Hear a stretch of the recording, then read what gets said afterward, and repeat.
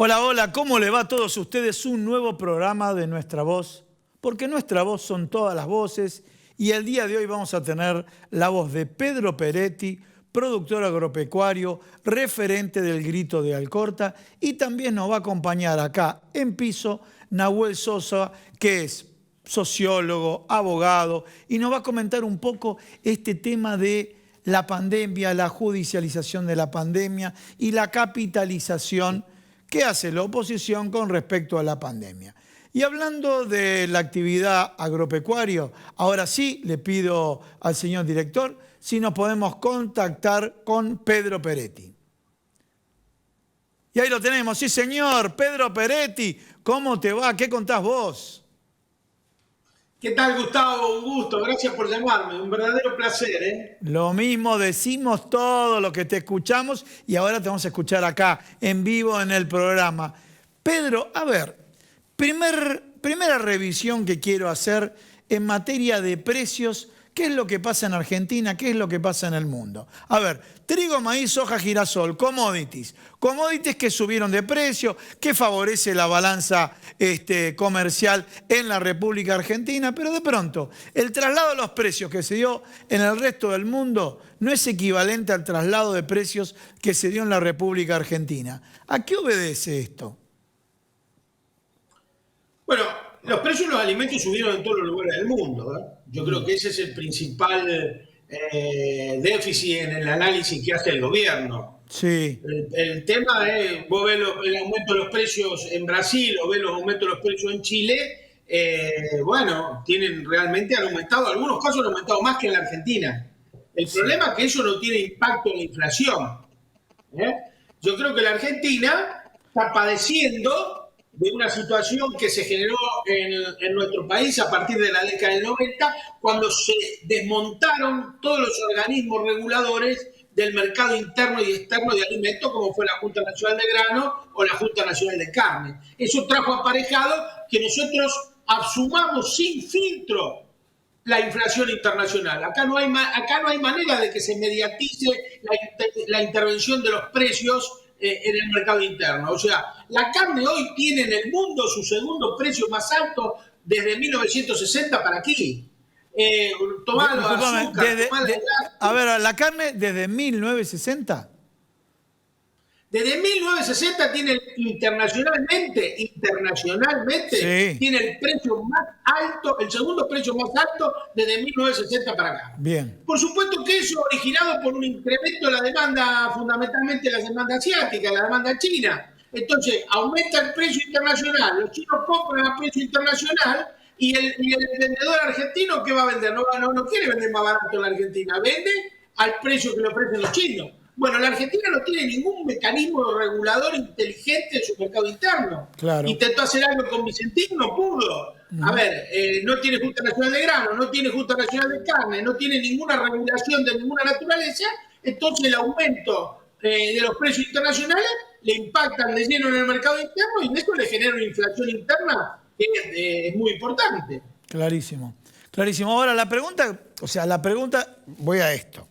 Sabemos, no quiero abundar, cargar de datos a la gente que de pronto se pierda. Tenemos una inflación promedio y de pronto algunos rubros, algunas categorías de productos en la góndola le terminaron ganando 20%, 30%, cuando la inflación, a lo sumo si se dispara la inflación de Brasil, es en 2 puntos. No en 20%, que es lo que se transfiere por encima de la inflación promedio. A ver, aceites, azúcar, estamos hablando de grupos concentrados, ¿no es cierto? Distintos productos. El caso mismo de la carne, bueno, carne un 70% versus un 46% promedio de inflación. Esa es la pregunta puntual, ¿no? En el mundo suben los precios, pero acá suben más que proporcional. Porque acá existen monopolios. El mercado agroalimentario argentino está absolutamente monopolizado. Ajá. En la Argentina no hay desórdenes de las cadenas alimenticias, Sí. hay monopolios.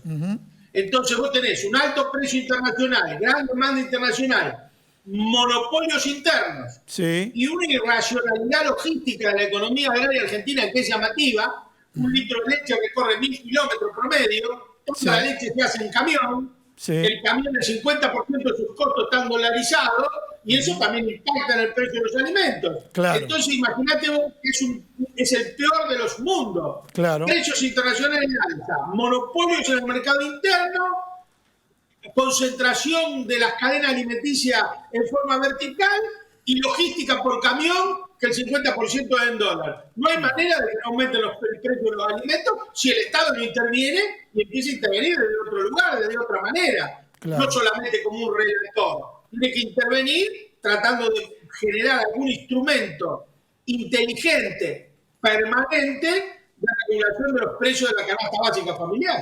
Hablaste de canasta básica familiar. Bueno, el gobierno nacional se dio a conocer a fines de la semana pasada, pero bueno, oficializado esta semana, el tema de el incremento de la tarjeta alimentar en 3 fases, de acuerdo si tenés 2 hijos, 3 o más. Bueno, ¿qué te parece? Obviamente que es necesario. ¿Es suficiente? ¿Qué logramos a través de este incremento de la tarjeta alimentar?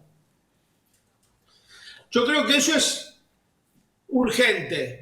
Sí. Es imprescindible, porque hay que atender la urgencia. Sí. Pero junto con ello, la Argentina tiene que tomar disposiciones para modificar su matriz alimentaria, de producción de alimentos. No alimentaria, perdón, de producción de alimentos. Sí.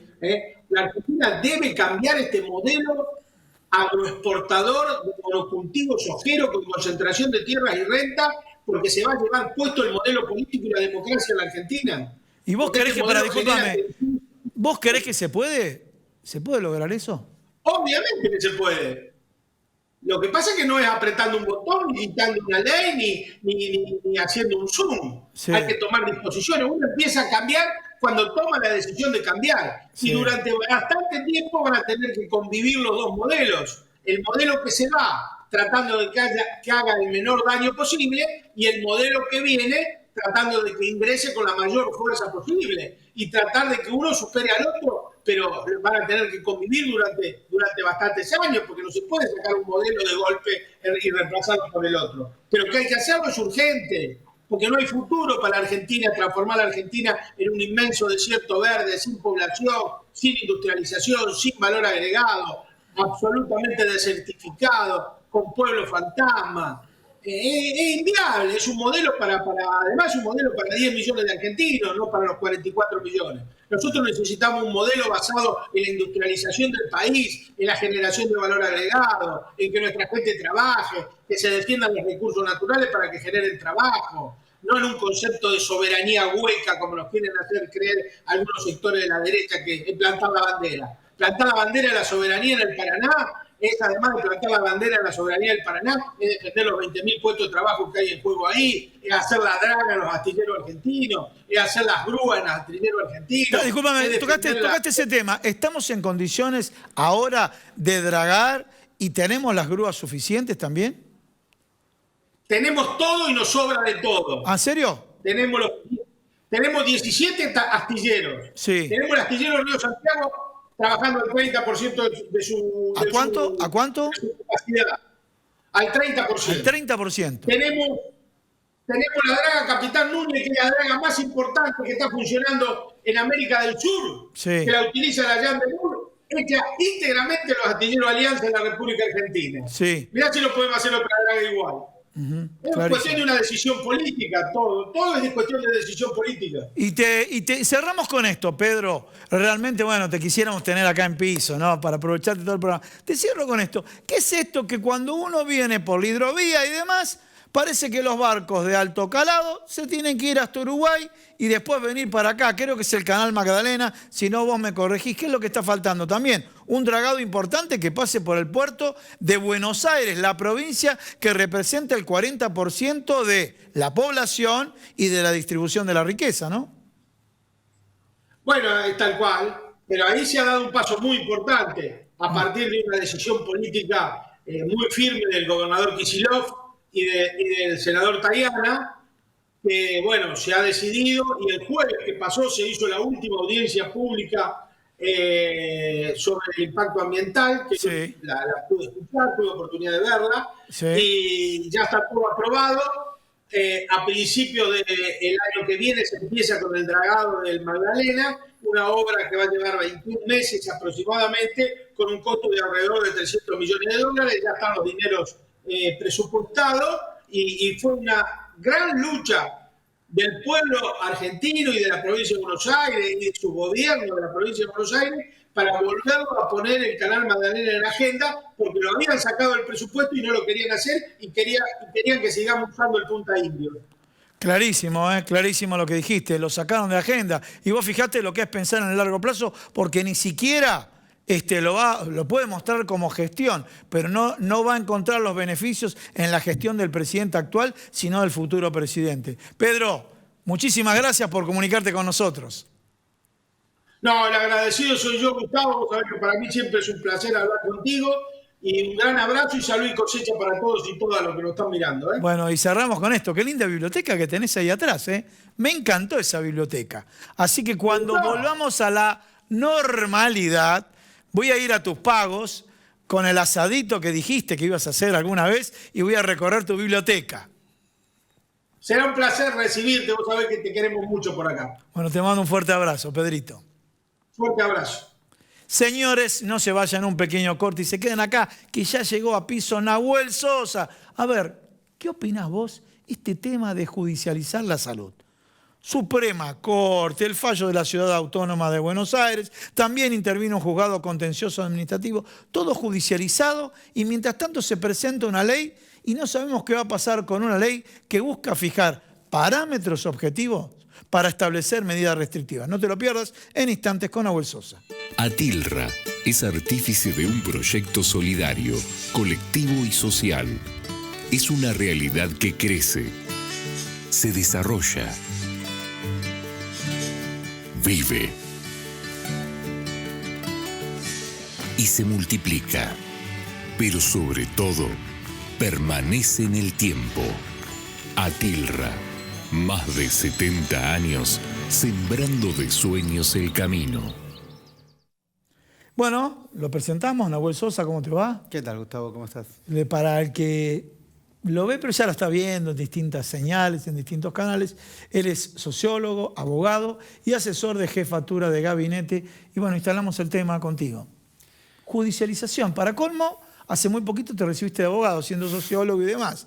Bueno, ¿qué es todo este enjambre? Pero te voy a dar con un dato que a veces puede ser que desborde el vaso cuando uno tira esta información.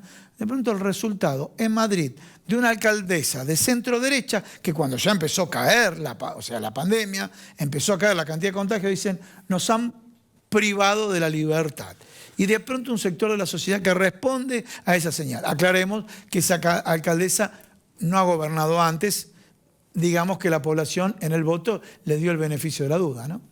Bueno, sí, en las elecciones de Madrid lo que vemos es un proceso de radicalización de las derechas a nivel mundial. Lo vimos también en Colombia, en este momento se está sufriendo una violencia estatal y paraestatal. En Madrid, y curiosamente, derechas que cada vez atacan más lo que son los valores o las características principales de la democracia, ¿no? La democracia uno lo puede definir principalmente porque es una ideología o un sistema de pensamiento, porque es un régimen o un sistema institucional y sobre todo porque es una práctica social, ¿no? A mi modo de ver, ahí es donde radica la potencia, ¿no? Porque si no, vos corres el riesgo de que puedas tener una democracia en términos formales, en términos institucionales, pero que sin embargo cada vez crezcan más las prácticas autoritarias de la sociedad. Entonces, a mí si hay algo que me preocupa de este fenómeno, que uno lo vio también con Bolsonaro, con Trump, que de alguna manera los nuevos valores de estas derechas es la antipolítica, es el negacionismo permanente hacia la pandemia, estas falsas dicotomías. El año pasado era economía o salud, ¿no? Entonces se pensaba que un segundito porque te daste tanto contenido, no, está muy bueno, ¿eh? Está muy bueno, pero digo, es como que decir, bueno, vamos procesando, vamos digiriendo el vaso. El primer título dijiste, están creciendo las democracias con altos sesgos autoritarios. La primera, ¿no? Claro, lo que ellos corremos un riesgo de que haya democracias formales, pero prácticas sociales cada vez más autoritarias, ¿no? Entonces, en ese marco, ¿cuál sería? Bueno, ¿cómo uno tiene que responder a eso? Y bueno, justamente con más democracia. Y justamente una de las formas de responder a eso es evitar estas falsas dicotomías, ¿no? Salud o economía era en el 2020. Bueno, supuestamente Bolsonaro, que priorizaba la economía, ¿qué pasó?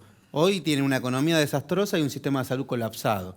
Ahora parece que es lo mismo, es salud o educación. O sea, si vos estás a favor de tener políticas del cuidado, es que estás en contra de la educación. Y eso es falso, es salud, es economía y es educación. Por eso para mí, en nuestro país, lo que estamos viendo es un capítulo de una derecha, medio una suerte de trampismo criollo, ¿no? Uno lo ve con Patricia Bullrich, lo ve con Abeluto, que llaman a convocar a la desobediencia a las normas sanitarias. Y yo, por lo menos, cuando la derecha te convoca a la rebeldía, vos dudás, ¿viste? Porque la verdad que en la historia de la humanidad, las veces que la derecha llama a la rebeldía, no es para que haya mejoras populares, para que se amplíen los derechos. Por lo general siempre es para defender el privilegio de algunos pocos.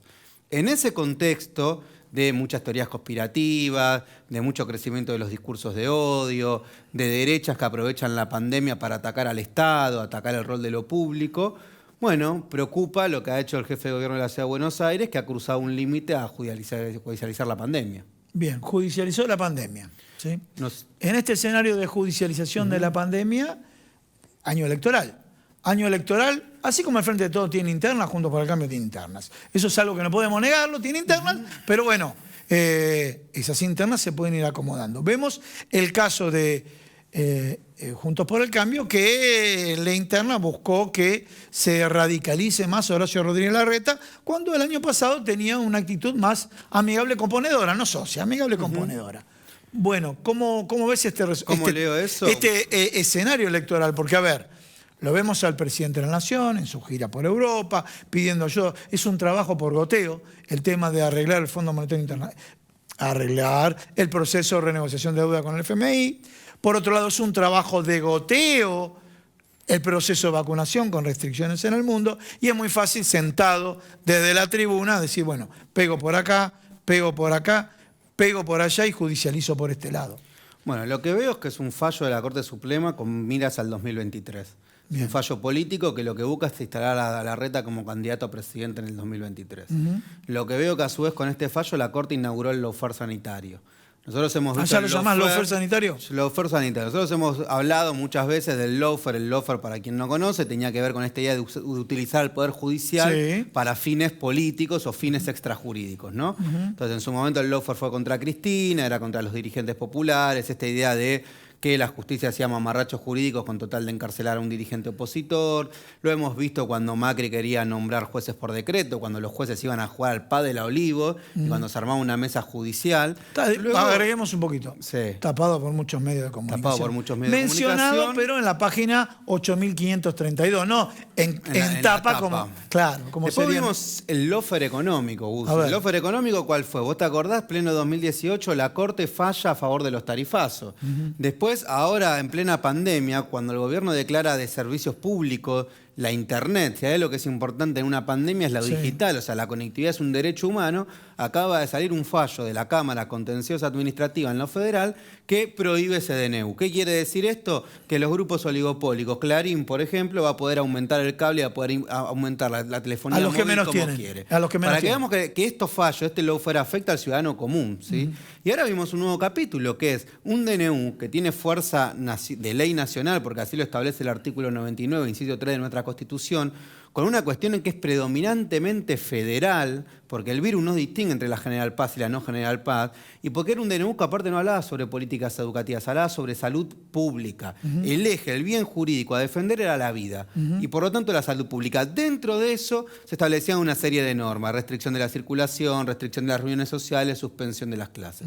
Entonces es muy triste que un jefe de gobierno utilice esto producto de la interna con el ala dura de Cambiemos, y producto de un marketing político, cuando aparte la Ciudad de Buenos Aires, si vamos a hablar de educación, los últimos 10 años cada año redujo 1 punto del presupuesto de la ciudad para las escuelas, y más del 35% lo redujo Macri en su gobierno nacional. Y para que se den una idea, en la Ciudad de Buenos Aires es 3 veces más el presupuesto en publicidad y en marketing que en educación.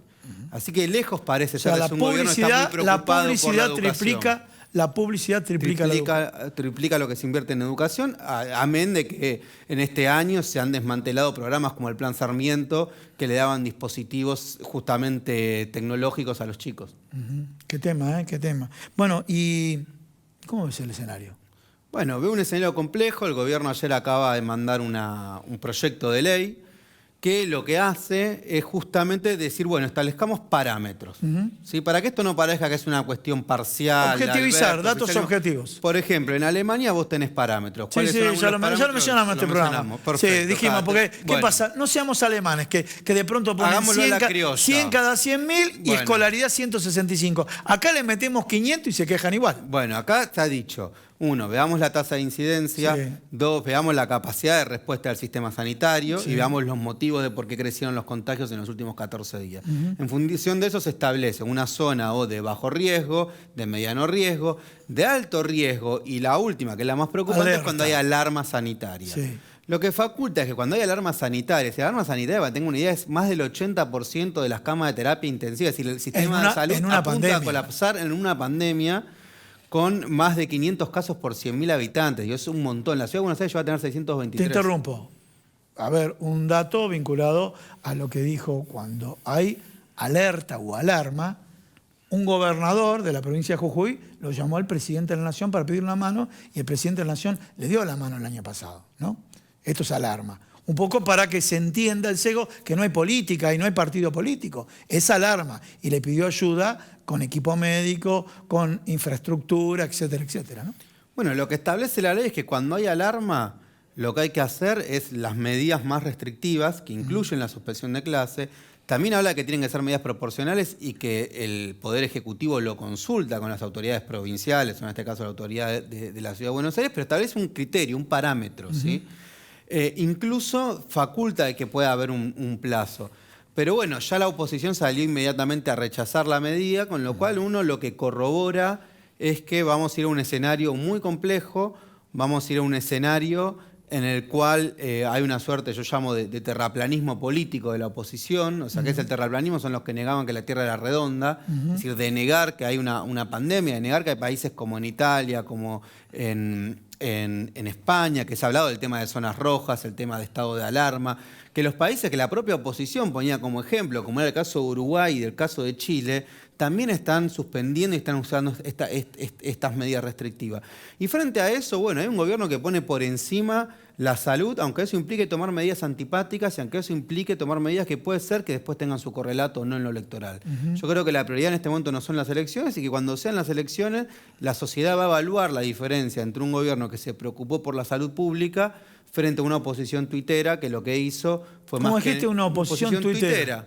Que lo que hizo fue que su agenda política lo marque el no cuidado, las antivacunas, las anticuarentenas, la infectadura. Acusaron a este gobierno de envenenamiento con la Sputnik. O sea, fíjate qué oposición tan eurocéntrica tenemos, que tuvo que esperar a que venga la revista Lancet para poder reivindicar la misma que hizo un informe, ¿no?, que con la escolaridad se contagia.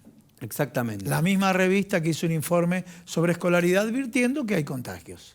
Entonces me parece que ese es el escenario, pero bueno, digo, dentro del escenario también hay que decir, hoy hay más de 11 millones de dosis, es un escenario en el cual en este momento el presidente está de gira construyendo vínculos fuertes en Europa, que esto también tiene que ver con el Papa, con Pedro Sánchez, es decir, con una agenda muy importante, y también tiene que ver con que, bueno, empieza a... Disculpa, un dato no menor, el primer ministro de Portugal, donde Portugal la pasó muy mal cuando estuvieron monitoreando el Fondo Monetario Internacional. Totalmente. Esto es falso de aquello que se nos decía, la Argentina está aislada del mundo. Mira, la Argentina se aisló del mundo en los 4 años de Macri, donde quedó presa una sola relación que era la de Trump. Y desde que está Alberto, en lo que lleva de gestión, se ha reunido con Merkel, con la FAO, con el Papa Francisco, se ha ido a Israel a reunirse, o sea, ha tenido una agenda plural. En América Latina una agenda muy activa, porque va a ser muy importante para la pospandemia lo que son los acuerdos regionales. Entonces, me parece que estamos transitando la segunda ola, pero con una cuestión importante que es, ya hay una cantidad importante, más del 95% del personal de salud está vacunado con la primera dosis, tenemos que más del 70% de los adultos de 70 años están vacunados. Bueno, empiezan a haber efectos concretos de lo que es el plan de vacunación. Te voy a pedir, quédate acá en piso, tenemos que cerrar el programa, pero quédate acá en piso porque tenemos que, primero, hacer el sorteo, ¿no? Y lo hacemos acá con la presencia de Nahuel Sosa, todos aquellos que se han inscripto en la web @Fundación Atilra o Instagram @Fundación Atilra. Todos los que escribieron hasta el fanpage, con todos los datos, nombre, apellido, dirección y demás, participan del sorteo de una mochila, una jarra térmica y una camiseta de fútbol. Ahí estamos viendo. Y también tenemos el WhatsApp que te puedes contactar, es el 3493-664317. Lo repito, 3493-664317. Y ahora, sí, ¿no saben qué vamos a hacer? Hoy no está Paula Puertola, pero se la vamos a pedir a Nahuel Sosa. Nahuel va a sacar el ganador. Él puede verificar, mucha gente, ¿no? Hay un montón. Bueno, Nahuel Sosa saca el ganador de esta semana. Señores, le pedimos que se quede.